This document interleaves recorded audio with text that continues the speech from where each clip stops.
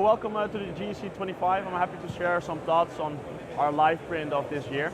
It's a collaboration between our partners AirTech at Axis and ourselves, Seed, who executed the print.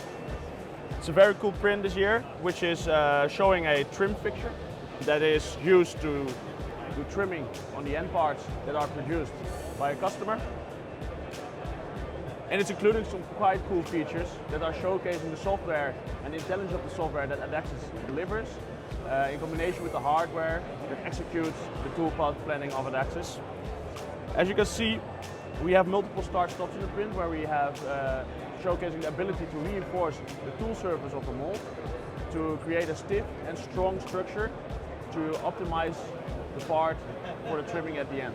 We have been able to finish the full trim tool yesterday in a print time of 14 hours. You can see all the start-stop features in there. As you can see, is this tool now ready to do the finishing.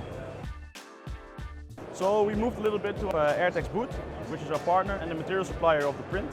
And I'm here next to the finalized trim tool.